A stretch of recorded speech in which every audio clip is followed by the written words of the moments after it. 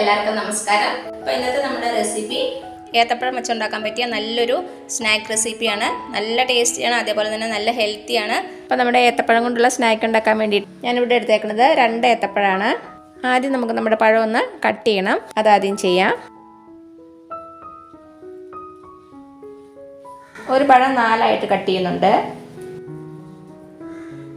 എന്നിട്ട് ചെറിയ ചെറിയ പീസായിട്ട് കട്ട് ചെയ്യുക.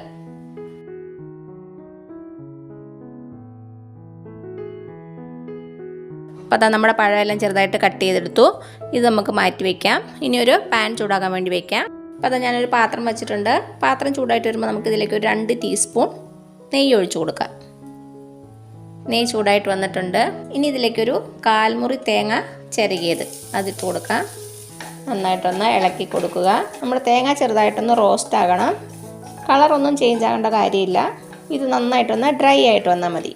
ഒരു 2-3 മിനിറ്റ് ഒന്ന് ഇളക്കി കൊടുക്കുക മീഡിയം ഫ്ലെയിമിൽ. ഞാനിതിലേക്ക് ഒരു നുള്ള് ജീരകവും കൂടെ ചേർത്ത് കൊടുക്കുകയാണ്.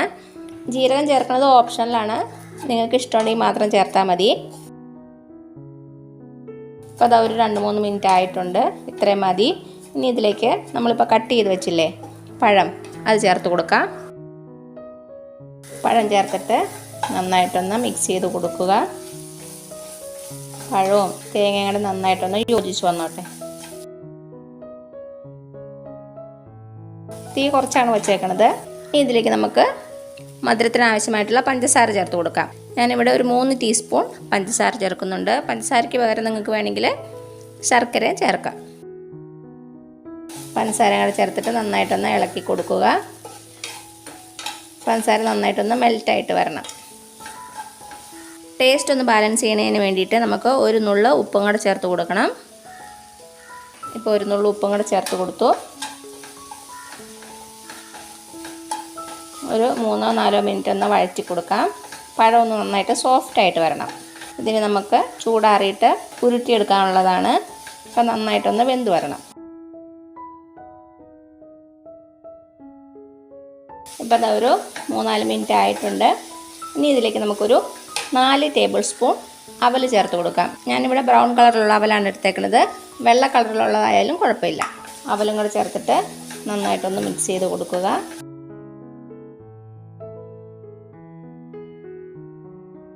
അപ്പോൾ അതാ നമ്മുടെ പഴമൊക്കെ അത്യാവശ്യം നന്നായിട്ട് വെന്തിട്ടുണ്ട്. ഇതിലേക്ക് നമുക്ക് ഒരു ഫ്ലേവറിന് വേണ്ടിയിട്ട് 1/2 ടീസ്പൂൺ ഏലക്കാപ്പൊടി ചേർത്ത് കൊടുക്കാം.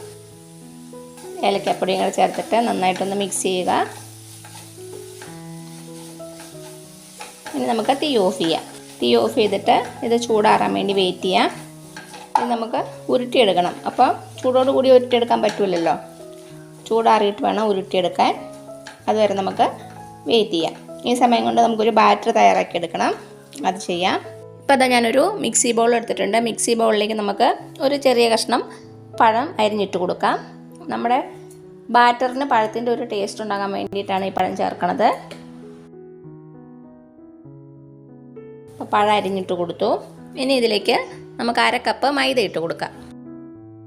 ഇനി ഇതിലേക്ക് നമുക്കൊരു 2 ടേബിൾ സ്പൂൺ അരിപ്പൊടി ചേർത്ത് കൊടുക്കാം. നമ്മുടെ സ്നാക്ക് നന്നായിട്ടൊന്ന് ക്രിസ്പി ആകാൻ വേണ്ടിയിട്ടാണ്. കളറിന് വേണ്ടിയിട്ട് ഒരു 1/4 ടീസ്പൂൺ മഞ്ഞൾപ്പൊടി. ബാറ്ററിന് കുറച്ച് മധുരത്തിന് വേണ്ടിയിട്ട് കുറച്ച് പഞ്ചസാര ചേർത്ത് കൊടുക്കാം. ഒരു 2 ടീസ്പൂൺ പഞ്ചസാര ചേർത്തിട്ടുണ്ട്. 2 നുള്ള് ഉപ്പ്. ഇതിലേക്ക് നമുക്ക് കുറച്ച് വെള്ളം ഒഴിച്ച് കൊടുത്തിട്ട് ഇത് നന്നായിട്ടൊന്ന് അരച്ചെടുക്കാം. വെള്ളത്തിൻ്റെ അളവ് കൃത്യമായിട്ട് പറയാൻ പറ്റത്തില്ല. നമ്മൾ പഴംപൊരിയൊക്കെ ഉണ്ടാക്കുമ്പം ബാറ്റർ ഇരിക്കൂലേ, അതേപോലെ ഇരിക്കണം. ഒത്തിരി തിക്കാകാനും പാടില്ല, അതേപോലെ തന്നെ ഒത്തിരി ലൂസാകാനും പാടില്ല. നമുക്ക് അരച്ച് നോക്കിയിട്ട് വെള്ളം കുറവാന്ന് തോന്നുവാണെങ്കിൽ കുറച്ചുകൂടി വെള്ളം ഒഴിച്ച് നന്നായിട്ട് അരച്ചെടുത്താൽ മതി. അപ്പോൾ ഞാനിത് അരച്ചെടുത്തിട്ട് വരാം. ഇതാ നമ്മുടെ ബാറ്റർ ഇവിടെ റെഡിയാണ്. ഇതൊരു പാത്രത്തിലേക്ക് ഒഴിച്ചു കൊടുക്കാം.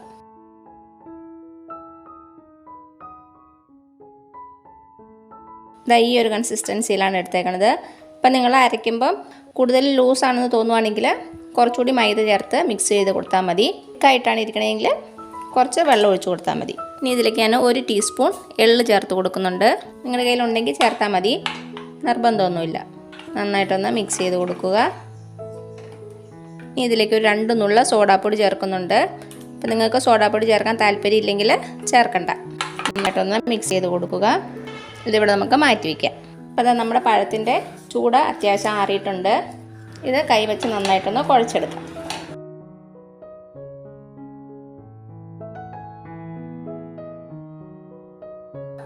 നമുക്ക് ഉരുട്ടാൻ പറ്റുന്ന പാകത്തിന് കുഴച്ചെടുക്കുക.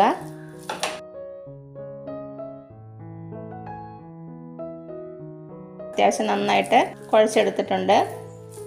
ഇനി നമുക്ക് ചെറിയ ചെറിയ ബോൾസായിട്ട് ഉരുട്ടിയെടുക്കണം. ഉരുട്ടിയെടുത്തിട്ട് ഒരു പാത്രത്തിലേക്ക് മാറ്റാം. വലിപ്പം നിങ്ങളുടെ ഇഷ്ടത്തിനനുസരിച്ചെടുക്കാം. ഞാൻ ഈ ഒരു വലിപ്പത്തിലാണ് എടുക്കുന്നത്. ഇതൊരു പ്ലേറ്റിലേക്ക് മാറ്റാം. ഇതേപോലെ തന്നെ ബാക്കി ഉരുളകൾ നമുക്ക് ഉരുട്ടിയെടുക്കാം.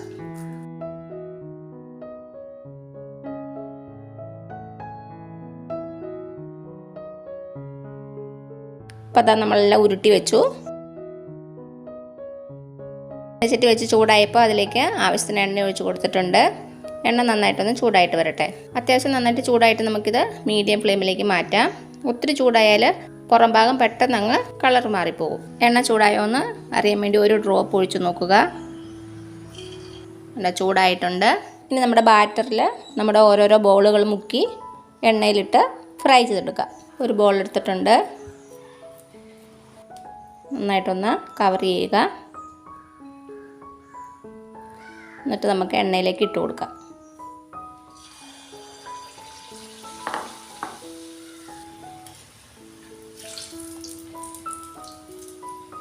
തീ മീഡിയം ഫ്ലെയിമിലേക്ക് മാറ്റിയിട്ടുണ്ട്.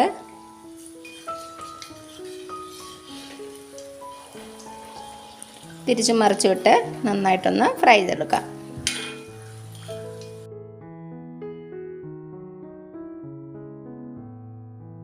വലിയ ചീനച്ചട്ടിയാണെങ്കിൽ 2 or 3 ഒക്കെ ഒരേ ടൈമിൽ ഇട്ട് കൊടുക്കാം. ഒത്തിരി അങ്ങ് കൂട്ടിയിടണ്ട, അപ്പോൾ ഒട്ടിപ്പിടിക്കും. 2 അല്ലെങ്കിൽ 3 എണ്ണം ഇട്ട് കൊടുത്താൽ മതി.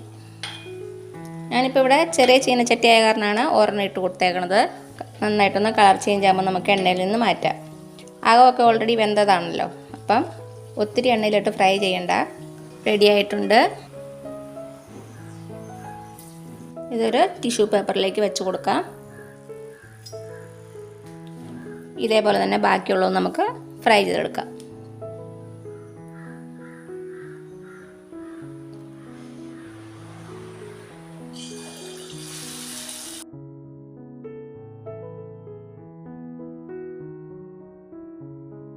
പെട്ടെന്ന് തന്നെ ഫ്രൈ ആകും, ഒത്തിരി താമസമൊന്നുമില്ല.